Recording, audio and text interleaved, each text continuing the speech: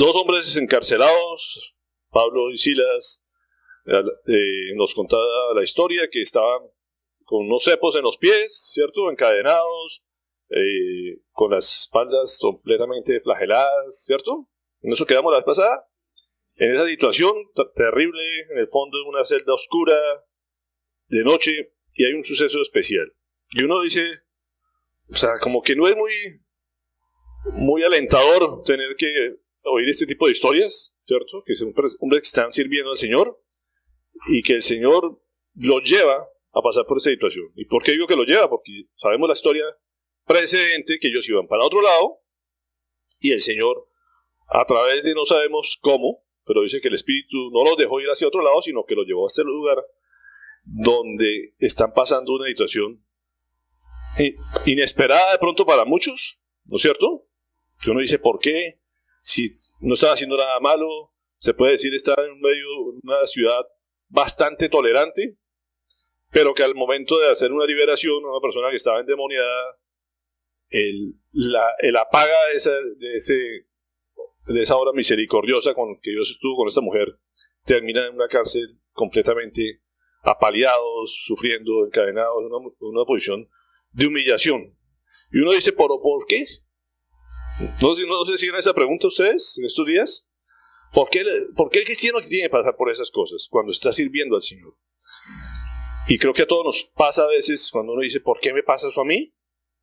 ¿Por qué tengo que pasar por esto? ¿Por qué Dios permitió esto? No sé si les pasa eso.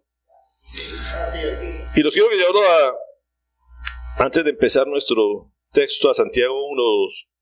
El libro de Santiago nos deja muchas enseñanzas en situaciones difíciles. Es un libro especial para consolar a las personas que están pasando dificultades. Y los quiero llevar a Santiago 1:2, que nos da una palabra para muchos de aliento.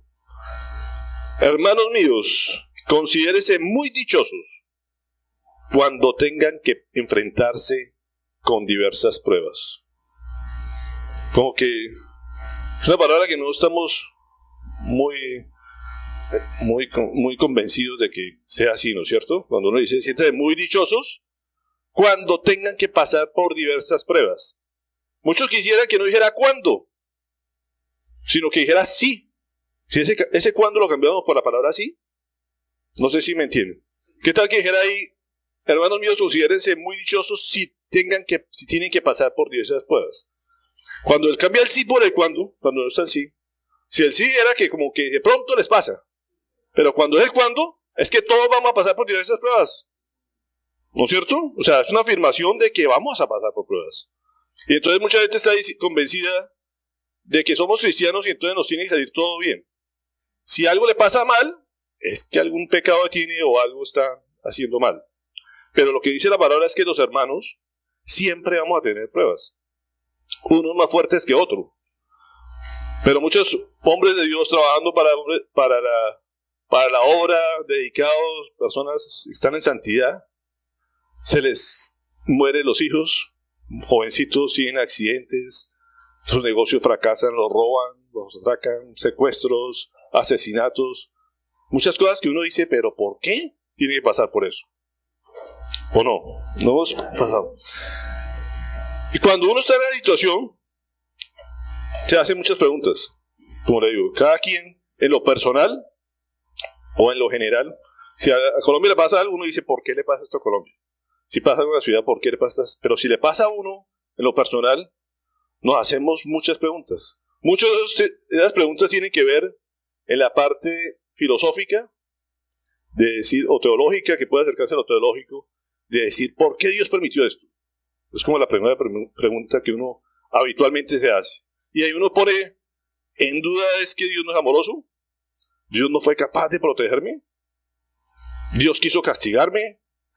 Y eso es entrar a la naturaleza propia del Señor. ¿De quién es nuestro Dios? Es una de las preguntas que pasan por nuestra mente. Y la otra parte que está dentro de uno es la parte de emociones. Y quiero mostrarles 3 cosas que suceden cuando estamos en prueba. ¿Qué siento en ese momento? ¿Qué pienso en ese momento? ¿Y qué creo en ese momento? Son 3 preguntas que uno tiene que estar perfectamente controlándose en el momento que está pasando por la prueba. ¿Qué es lo que estoy pensando en ese momento que sucede la prueba? ¿Qué siento? Y quiero enfocarme sobre todo en la parte de las emociones.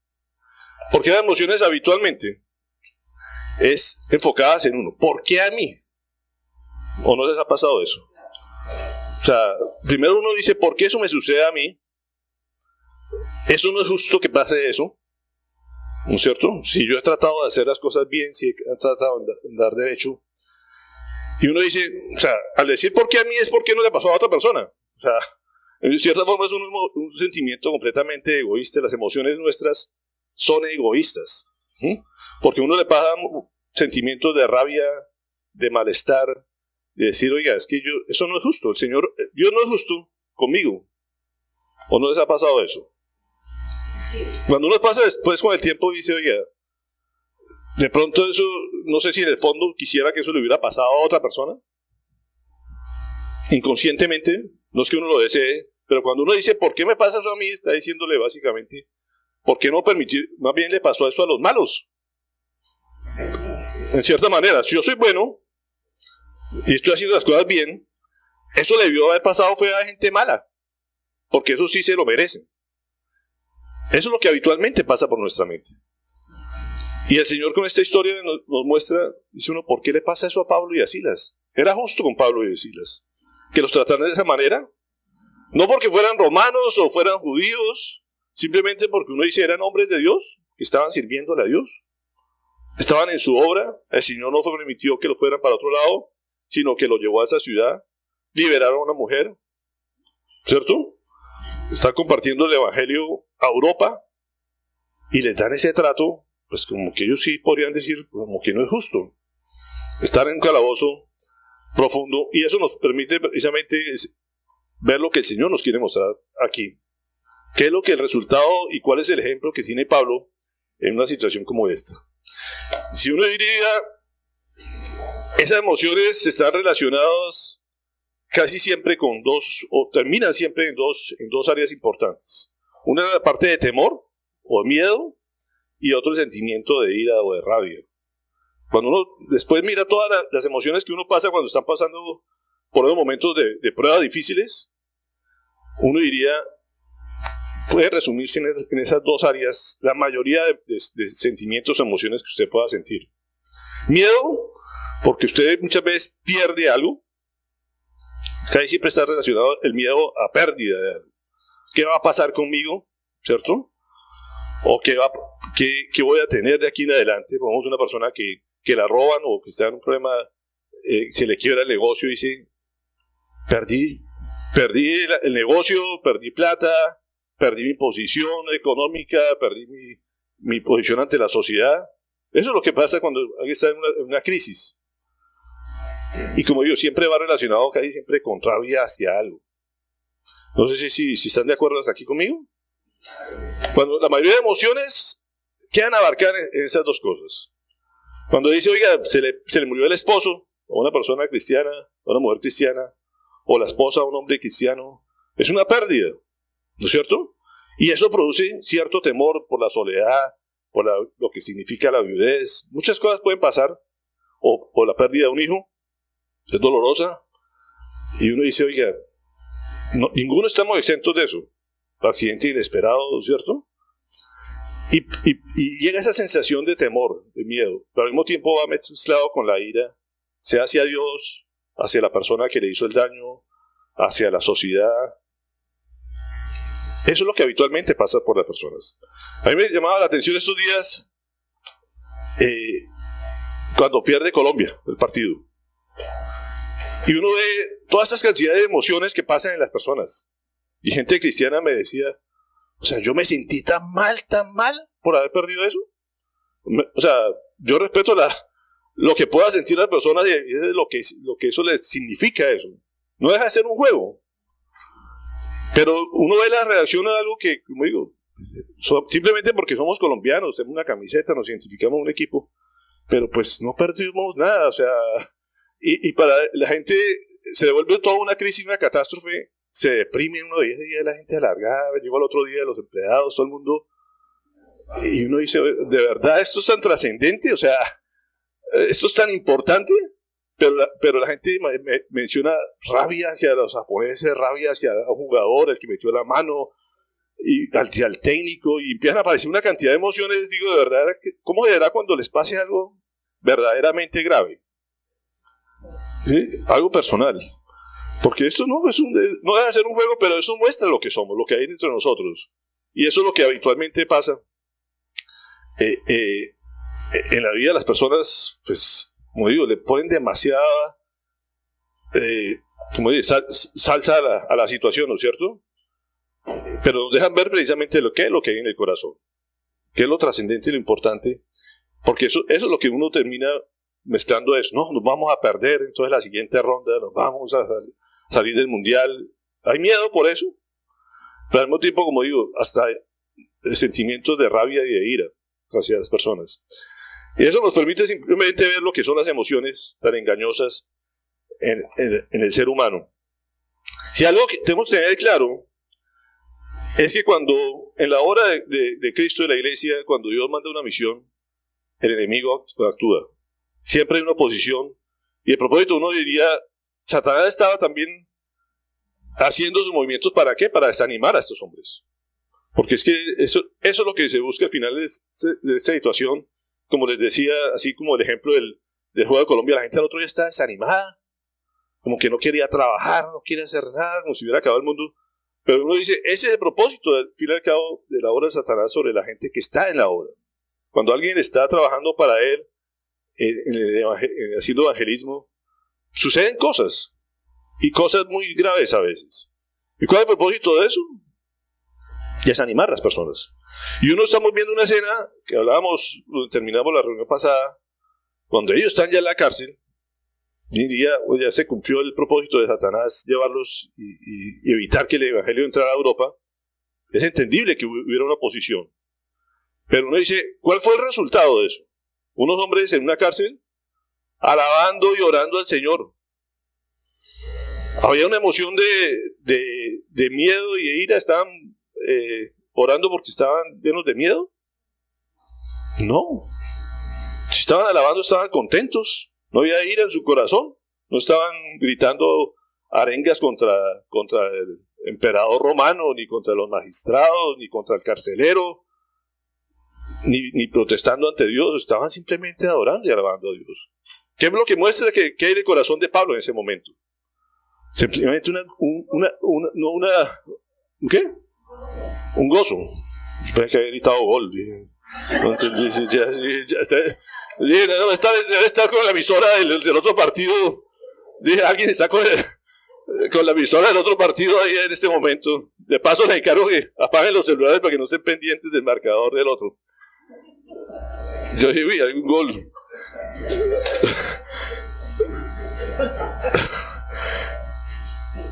Entonces uno lo que ve es, como digo, a Pablo y a Silas cantando y adorando al Señor en sentido de agradecimiento, tendría en ese momento. Y hay algo que nos enseña ahí, porque todos podemos estar en situaciones difíciles en el momento. ¿Qué hace uno cuando está orando? Cuando ora en ese momento de angustia. ¿Ah? Está conectado con Dios, pero ahí precisamente uno busca la ayuda del quien verdaderamente tiene la ayuda, ¿cierto? Pero algo bien importante que a veces uno no se da cuenta. Cuando uno está metido en el problema, se enfoca en el problema. Está pensando en el problema. Pero cuando usted ora a Dios, usted le quita la perspectiva del problema. Eso ya de por sí ya es un alivio. Usted simplemente se enfoca a quien tiene la solución del problema. Y cuando está alabando, más aún. Usted difícilmente está alabando y está pensando en el problema. O sea, cuando usted está alabando, usted se enfoca, así sea en recordar la letra de las canciones. Uno diría, eso es una práctica que es común y es habitual y muestra lo que hay en la persona. La gente para poder alabar tiene que saberse las canciones. No sé si ustedes se saben muchas canciones de memoria. No sé, o tienen que tener... a mí me preocupaba a veces que nos pusiéramos la letra de las canciones en la pantalla, porque la gente empieza a leérsela y repite y no sabe a veces ni qué está repitiendo. Pero antes le tocaba, cuando no había himnarios hacia la mano, la gente se aprendía las canciones de memoria. En esta época no habían himnarios, no habían videovini, no había proyectores. ¿Qué hacían los discípulos, las personas que seguidores de Cristo? Se sabían los salmos, que eran los salmos lo que cantaban. Entonces, no sé cuántos salmos se sepa usted de memoria, pero cuando uno está en la práctica, está leyendo permanentemente esos salmos, se le aprende. Y eso es lo que esta gente hacía. Recordar esas cosas de alabanza a Dios, esos salmos, y en el momento tenían que enfocarse en eso, recordarle las canciones, y eso era quitarle la perspectiva del problema. Entonces uno ve a estos hombres que están en lo que tienen, buscar la solución de los problemas en el que tiene la solución de los problemas, que era el Señor. Entonces ellos se enfocan en eso, no se enfocan en el problema, sino que se enfocan en mirar la respuesta del que tiene la solución de los problemas. Ellos no estaban orando para que hubiera un terremoto, ¿o sí? No, ellos estaban en una actitud de oración, de decirle, Señor, aquí nos tienes, tú tienes dominio sobre esto. Si mañana nos quieren llevar a la muerte, tú lo decidiste, pero yo te alabo, porque lo más seguro era que iban a morir. Por la forma que habían sido tratados, no habían sido sometidos a ningún juicio, no habían tenido oportunidad de defenderse, estaban en el peor calabozo, con el peor trato posible hacia el peor, como si fueran los peores asesinos. Pues lo más lógico era que lo llevaran a morir el otro día. Ya le había pasado a Pedro también. Pero a Pedro el Señor le mandó un ángel, lo despertó, también estaba en paz, y lo sacó. ¿No es cierto? Pero aquí Dios lo sorprende con un ¿qué? Un terremoto, ¿no es cierto? Santiago 5:13, les decía que Santiago es uno de los libros que nos habla mucho de esto. Y dice, ¿está afligido alguno entre ustedes? Que ore. ¿Está alguno de buen ánimo? Que cante alabanzas. O sea, ¿y aquí qué estaba haciendo Pablo? Orando y cantando alabanzas. O sea, él estaba afligido y decía, estoy afligido, tengo la espalda vuelta a nada, ¿cierto? Tengo olor a sangre, no puedo mover los pies. Como decía, el cepo era una barra donde le amarraban los pies y quedaban en alto, abierto, las piernas abiertas, no se podía mover, encadenado. O sea, era una situación bien difícil. Pero él decía, bueno, yo aquí, si estoy mirando para arriba, aprovecho de orar. Pero si estoy, ¿qué? De buen ánimo, canto alabanzas. O sea, uno decía, ¿cómo va a tener buen ánimo una persona que está así? ¿Por qué estaba Pablo así? Porque él sabía que estaba en las manos de Dios, estaba en el medio de la voluntad de Dios. Entonces, ¿qué mejor esa posición que estar precisamente en medio y sentir el amor de Dios a pesar de esas circunstancias? Que eso era lo que estaba pasando con Pablo. Él decía, si estoy aquí, porque Dios me sigue amando. Pues decía, ¿qué es lo que pienso? ¿Qué es lo que siento? Pero ¿qué es lo que creo? Ahí donde empieza la parte del creer a cambiar, a poner una diferencia. Porque todo el mundo habitualmente piensa muchas cosas en medio de la crisis, siente muchas cosas en medio de la crisis, pero lo que marca la diferencia es qué es lo que cree, qué significa esa crisis, o por qué está en esa crisis. Y esa es la gran enseñanza del día de hoy, que es lo que Pablo estaba mostrando. Y dice que de repente, de un momento a otro, sin nadie estarlo esperando, sin nadie estar, dice, se produjo, el versículo 26, de hecho 16, dice, de repente se produjo un terremoto tan fuerte que la cárcel se estremeció hasta sus cimientos. O sea, no fue un temblor común y corriente, no fue algo pequeño, fue algo que, como digo, para un terremoto mover los cimientos de una estructura es que casi que se abre la tierra. Se caen los muros, se suelta, mire lo que sucede aquí, algo sobrenatural, se rompen las cadenas o se abren las cadenas y se abren todas las puertas, dice. Eso fue lo que dice ahí. Dice, se abrieron las puertas y se soltaron todas las cadenas. Al instante se abrieron todas las puertas y a los presos se les soltaron las cadenas.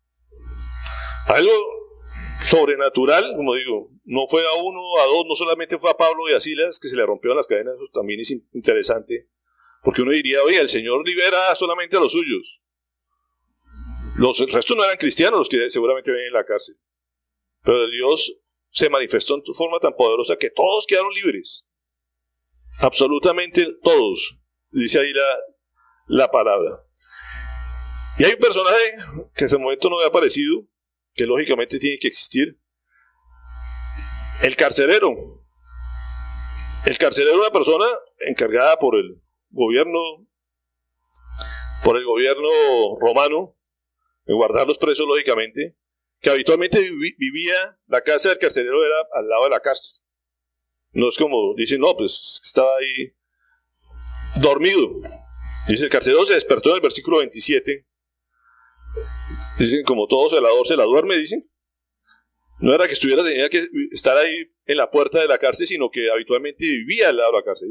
Estaban 24 horas pendientes de los presos, pero pues lógicamente tenía su casa ahí, y lo normal era que estuviera durmiendo.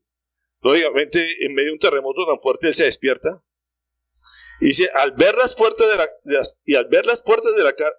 de par en par, sacó la espada y estuvo a punto de matarse, porque pensaba que los presos se habían escapado. Fíjense que aquí hay algo interesante. Uno ve la situación de Pablo y Silas. Ellos están pensando muchas cosas seguramente en medio de la cárcel, en la situación que está pasando, están sintiendo muchas cosas. Pero el carcelero también tiene su historia.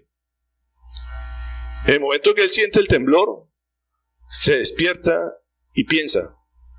No está mirando sus hijos, no está planeando su familia, si salvaron o no. Él dice, miércoles, si se callaron las puertas o los muros de la cárcel, lo que eso representa para mí, y volvemos a lo mismo de las emociones egoístas que estaban pasando, lo que uno se enfoca en ese momento, y dice, a mí me van a matar, porque es que la ley romana, si a un carcelero se le escapaba un preso, él tenía que pagar el castigo por el cual estaba condenado ese preso. Entonces, si él sabía que estos hombres los iban a matar, y ellos si se escaparon, bailas, el muerto voy a ser yo. Eso fue lo que él piensa en ese momento. Fíjense que él empieza a razonar antes de llegar, que es lo que habitualmente nosotros hacemos cuando estamos asustados. Cuando sospechamos que puede pasar algo, nuestra cabeza empieza a pensar en las consecuencias que eso nos va a traer hacia nuestras vidas. ¿Sí o no? Fíjate que es una perspectiva muy normal, pero que no es la adecuada. Cuando uno piensa en el problema, piensa en todas las alternativas de las cosas que pueden pasar y empieza a sentir emociones. En ese momento, ¿cuál es la emoción que siente el carcelero? Pues miedo. ¿No es cierto? Cuando uno oye una noticia y uno ve una situación, uno empieza a pensar de la magnitud del problema, inmediatamente siente miedo. Es lo que habitualmente sucede, ¿o no? No sé si a ustedes les pasa. ¿No es cierto? ¿Qué pudo pasar por la mente de esto? Como digo, se escaparon. ¿Qué emoción llega en ese momento? Miedo, terror. ¿Cómo había el terror tan grande o donde él llegó a afectar también en su orgullo? Porque ahí vienen todos los sentimientos, se mezclan. Voy a ser humillado, ¿no es cierto? Él no está pensando en los presos, del bienestar de los presos, sino ¿qué me va a pasar a mí? ¿Cómo voy a quedar ante mi familia, ante la sociedad, que fracasé en mi propósito? Él básicamente empieza a pensar en él y dice que sacó su espada y estuvo a punto de matarse, dice, porque los presos pensó que se habían escapado. Fíjate el grado de desesperación de este hombre, hasta donde la mente y las emociones pueden llevar a una situación de decir, no vale la pena vivir. Esto, mejor me quito la vida. ¿Qué es lo que le pasa a los suicidas? O sea, los suicidas se enfocan en el problema y dicen, no puedo con este problema, es demasiado para mí, no voy a manejarlo, mejor no vivo. ¿Sí? Y esto es lo que estos hombres hacen.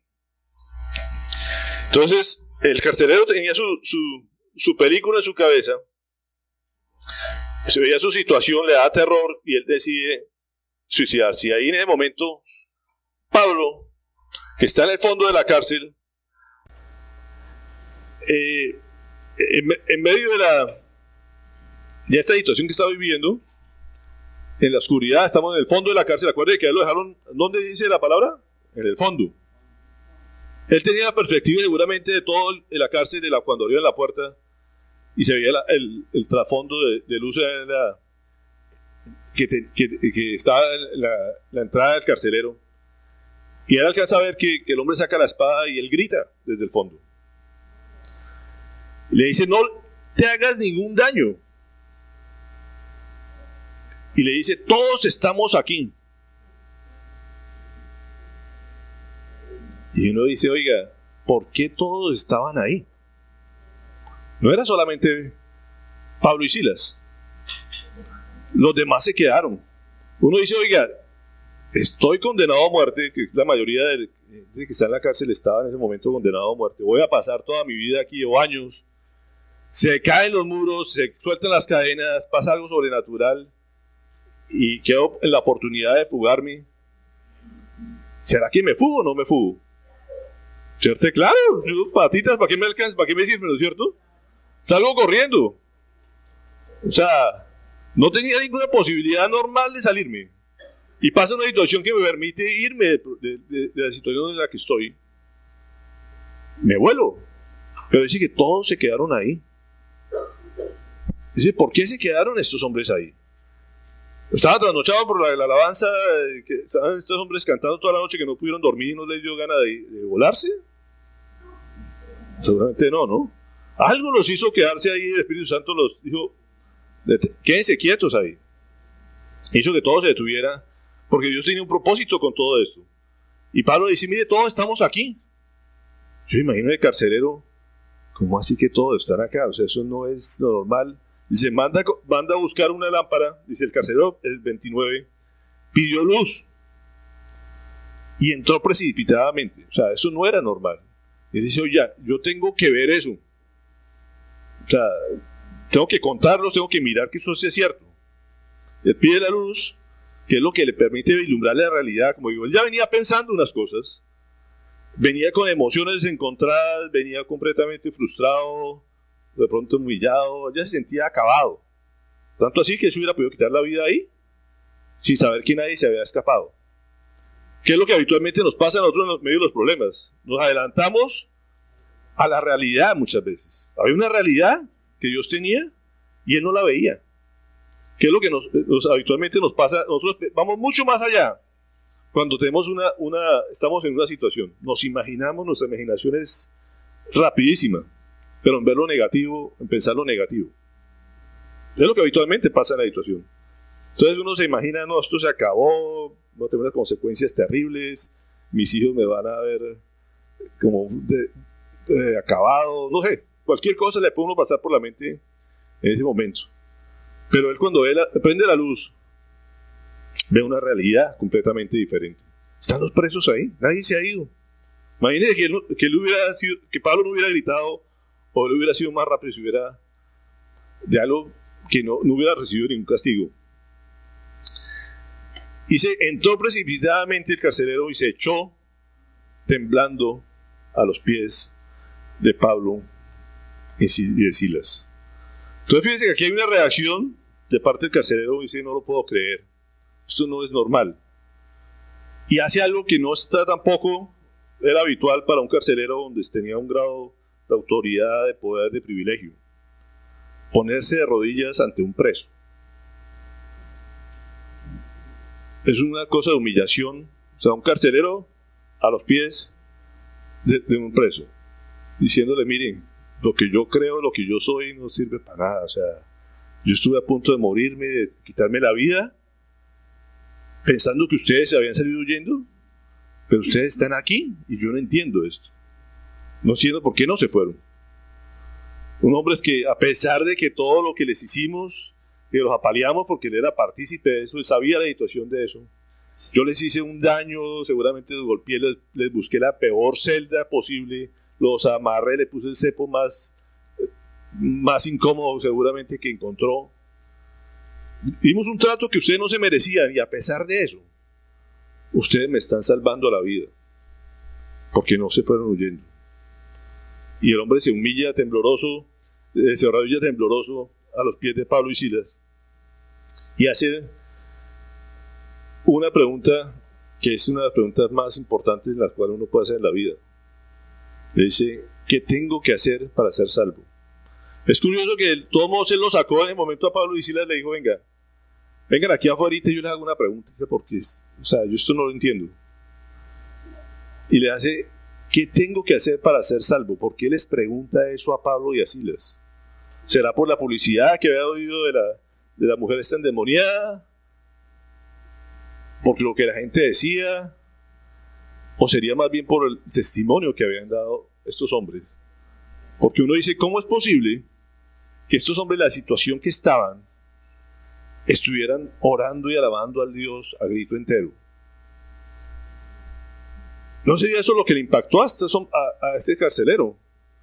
Porque yo decía, mire, yo estuve en una situación mucho menor e irreal que la que ellos pasaban. Ellos estaban golpeados, ellos estaban adoloridos, ellos estaban humillados, los habían desnudado, y todo lo que ellos pasaban, lo que estaban haciendo era adorando a un Dios, alabando a un Dios que yo no conozco.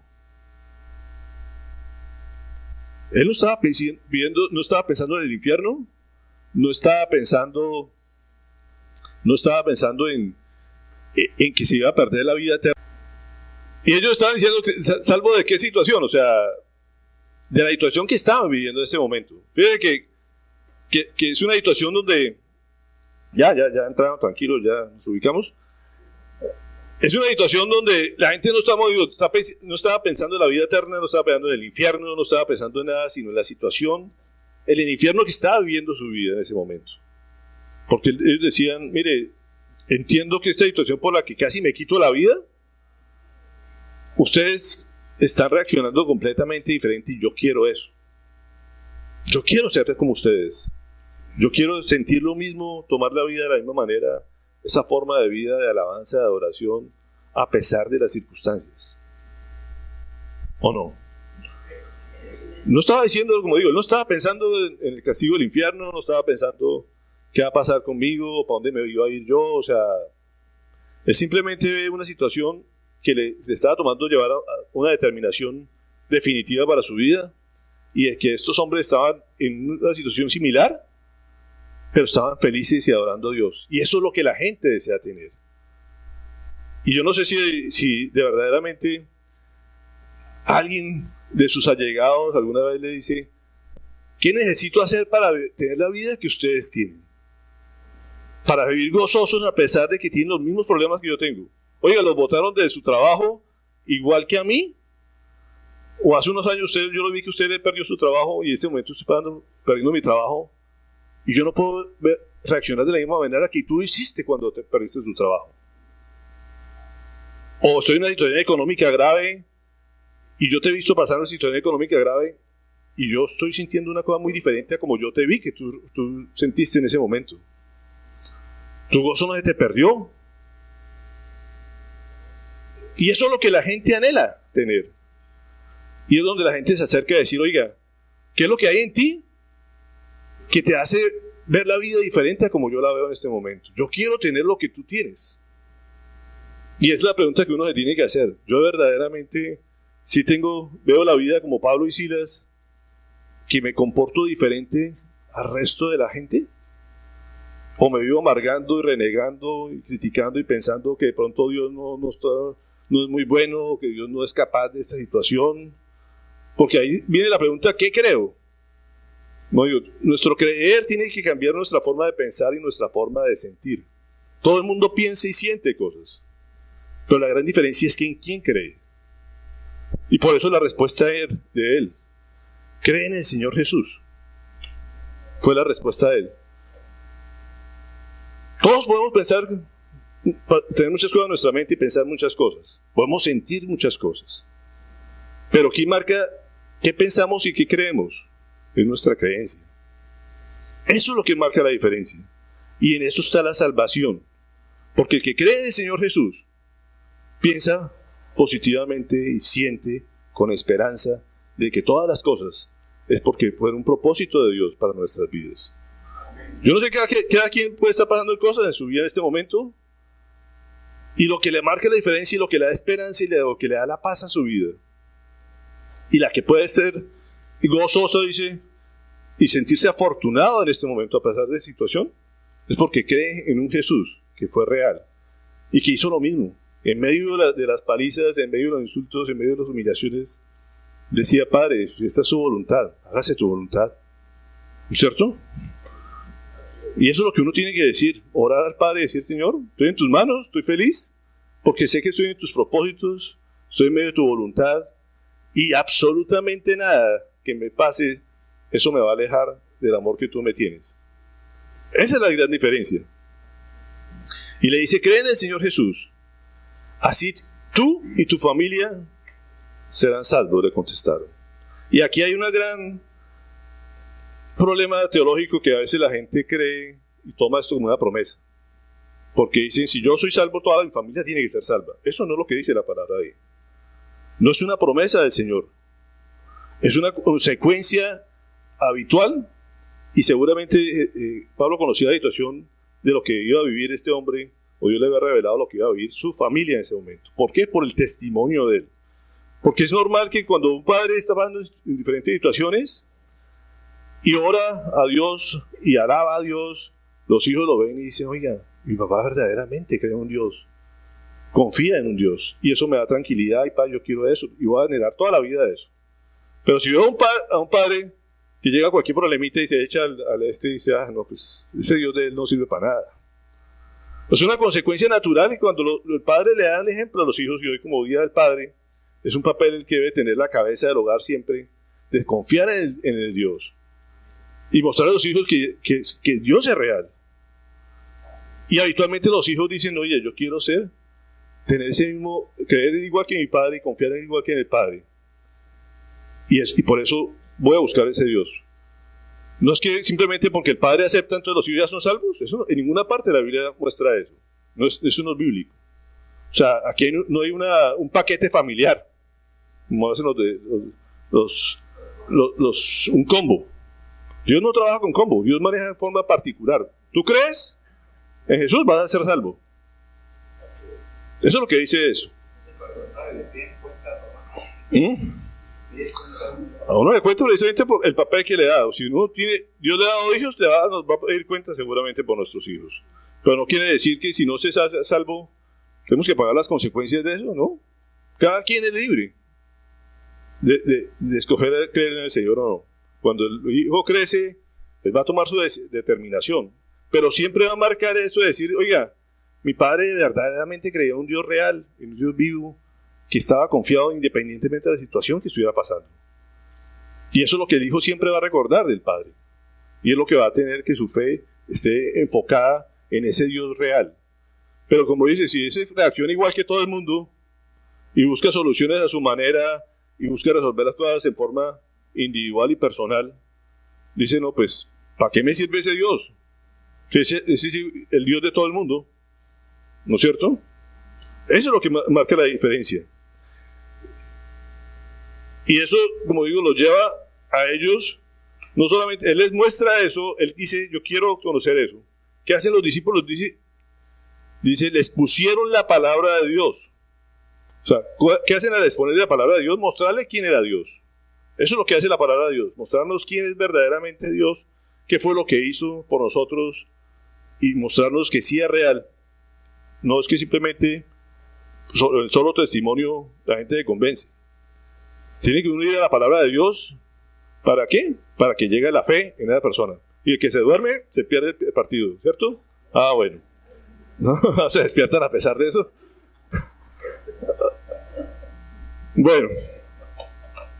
Entonces, él dice, se lo llevó a esa hora de la noche. El versículo 33. El carcelero se lo llevó y les lavó las heridas. Enseguida fueron bautizados él y toda su familia. El carcelero los llevó a su casa, les sirvió comida y se alegró mucho junto a toda su familia por haber creído en Dios. Fíjense que aquí vemos un cambio inmediato en estos hombres, en esta familia. O sea, que se haya arrodillado un carcelero ante Pablo, ya era algo raro. Pero que se lleve a unos presos judíos a comer a su casa y a festejar en su casa. Fíjense que ahí hay un cambio inmediatamente en el carcelero, como lo tiene que haber en toda persona que cree en el Señor. Tiene que mostrar frutos de verdaderamente arrepentimiento, que a veces se les olvida. Dicen, no, yo creo en el Señor, pero sigo siendo igual y amargado y deprimido y quejándome.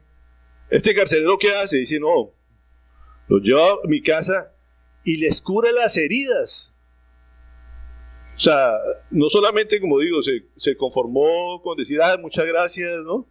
Este hombre definitivamente dice, no, yo estaba mal, me arrepiento de lo que era, de lo que hice. Yo quiero reponer el daño que había hecho, porque a veces eso es algo que se nos olvida también. Nosotros decimos, ya nos convertimos, ya creemos en Dios, pero el mal que yo hice, eso ya que Dios ya me lo perdonó. No, tenemos que ir a reponer el daño que hayamos hecho. Eso es lo que el Señor nos dice.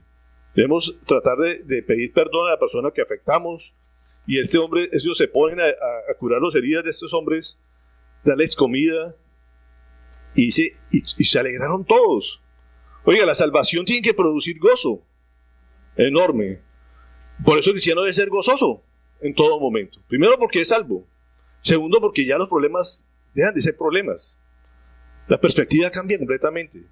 Tenemos un Dios real que está en control de absolutamente todas las cosas. Y sobre todo, que nos ama. ¿Sí? A veces se nos olvida eso. En medio del problema decimos, es que Dios ya no me ama. ¿Dios no te ama? ¿Será posible que Dios no te ame? ¿Te has preguntado eso? ¿O no quieres sentir el amor de Dios? Son dos cosas muy diferentes. Y eso es lo que habitualmente, a la conclusión que llega la gente cuando está deprimida y está pensando en suicidio. Yo digo, el cristiano no puede estar deprimido. Y hago un paréntesis. Hay patologías fisiológicas que a veces suceden en personas y por eso necesitan tratamiento médico. Pero la gran mayoría no son por esas cosas. Que sí, tienen tumor o tienen malformación del cerebro y hay unas sustancias que produce, bueno, puede ser esos casos. Pero en general, ¿por qué el cristiano anda deprimido? ¿Es por falta de fe o porque verdaderamente no conoce al Dios verdadero? ¿Porque siente que Dios no lo ama? ¿Cómo así que Dios no te ama? ¿Será posible eso? Si toda la palabra lo que nos muestra es un Dios amoroso, un Dios que a veces dice, no, Dios no está aquí, no se dio cuenta de mi problema, no está aquí, no se da cuenta, no me escucha. Dios no es omnisciente, no es omnipresente, no es omnisciente. Y ahí nos vamos a la parte teológica que les decía al principio, que no vamos a abarcar mucho en este momento, pero que a esta altura se supone que ya debemos conocer a ese Dios verdadero. Porque uno dice, ¿será que Dios no existe? ¿O Dios no está? ¿O no alcanza a ver mi problema?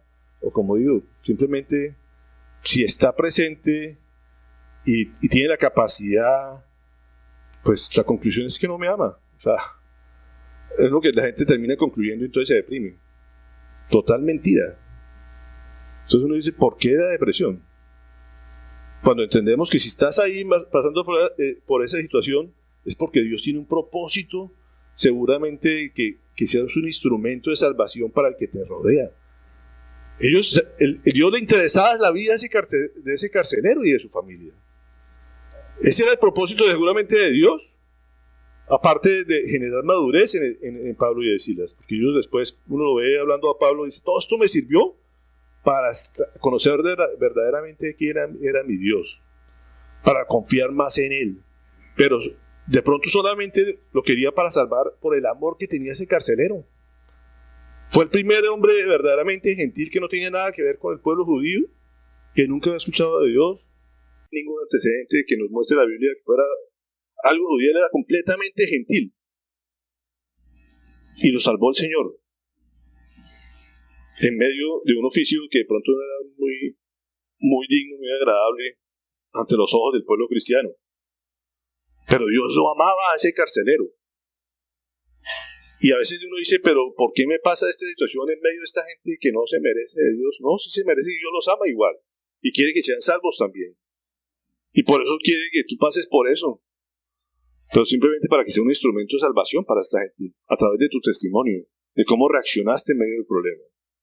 ¿Cuántos vecinos tienen en la cuadra, en el condominio, donde vivas, en el edificio, que están pasando por situaciones difíciles?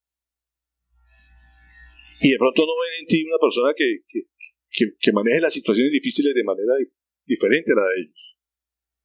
Y es algo que cada quien debe preguntarse. Yo verdaderamente soy un ejemplo aquí en donde vivo, para la gente que me rodea, decir, oiga, este hombre vive gozoso y yo quiero vivir gozoso a pesar de que sé que también tiene los mismos problemas que yo tengo. Porque a todos nos debe llover parejo. Dios nos ha mostrado que nos va a cambiar las circunstancias. Lo que nos cambia es nuestra manera de reaccionar ante las circunstancias. Y ese es el testimonio que debemos mostrar. Porque la gente dice, no, si se deprime igual que yo, pues ¿para qué? A ver si no va a buscarle ayuda. Y eso es lo que el Señor nos muestra aquí a través de esta historia de Pablo y Silas. Terminamos con lo que escribe el propio Pablo en Romanos 8:31-39. Entonces quiero que todos busquen la palabra del Señor ahí.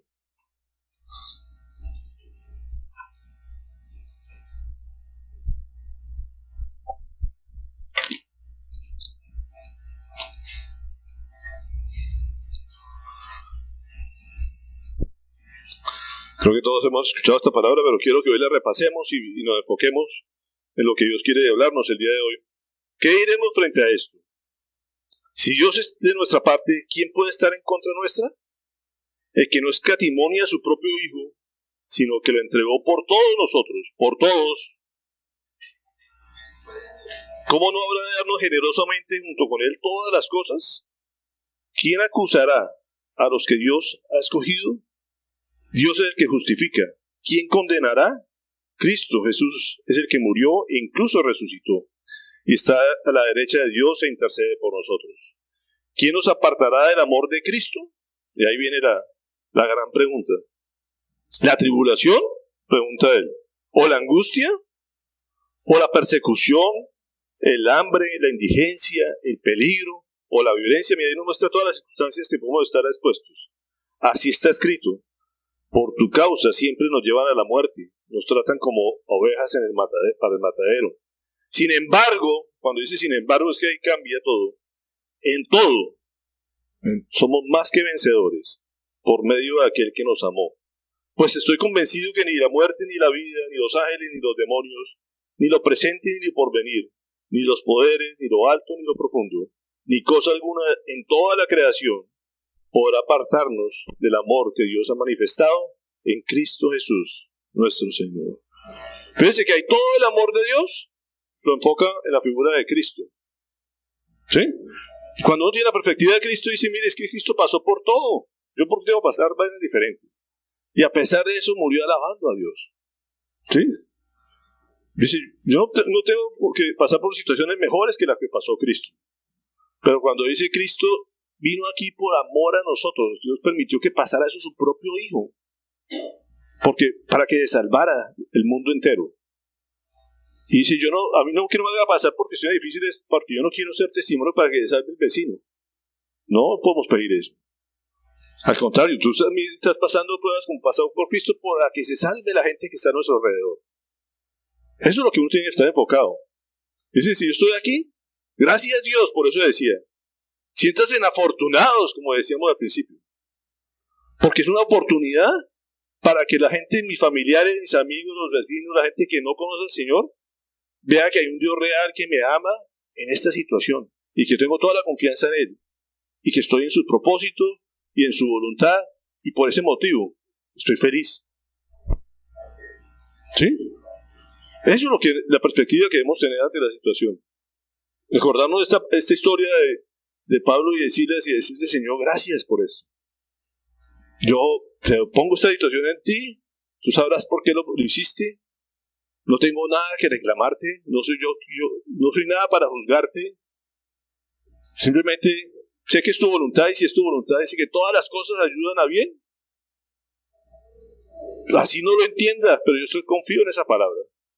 Confío que tú tienes control de todas las circunstancias porque eres omnisciente, eres omnipotente, eres capaz de todo, Señor. Pero sobre todo, porque me amas. Y si eso es parte de tu amor, rico, Señor, bienvenido sea. No puedo dudar en ningún momento de tu amor. Y si me amas, soy feliz. Eso es lo que Pablo escribe. Mire, Pablo está escribiendo eso. Dice, todas las cosas que suceden, nada de eso me puede llegar a apartar del amor de Dios. Y eso es lo que hoy el Señor nos muestra a través de este mensaje y a través de esta palabra. Amaba a Pablo, amaba a Silas, y amaba al carcelero, a su familia, a todos los que lo rodeaban. Y se manifestó en forma sobrenatural para mostrar ese amor a través de un terremoto, a través de los golpes que le dieron a Pablo, a través de muchas cosas se manifestaba. ¿Para qué? Para que fuera salvo esta persona. No los dejó ir por allá hacia el Asia Menor, algún obstáculo le hizo todo, manipuló todo, maniobró todo. ¿Para qué? Para que estuvieran en ese lugar aguantando esta situación. ¿Por qué? Porque amaba a ese carcelero. Y esta familia estaba gozosa, feliz de que había encontrado la salvación. Y dijeron, ahora sí, no vamos a pensar en suicidio, no vamos a pensar en que todo se acabó. Ahora hay una esperanza real y una confianza que Dios tiene control. Y ojalá hoy todos nos vayamos así, con esa actitud. Gane Colombia, pierde Colombia, nada nos va a quitar el gozo, ni vamos a perder la esperanza, ¿cierto? Lo que Dios permita, bienvenido sea. Ver la vida completamente con agradecimiento, con alabanza, que antes y después del partido vamos a alabar a Dios igualito, ¿cierto? Eso solamente es un juego, como digo. Lo importante es nuestra vida, todas las situaciones que están alrededor de nuestra vida.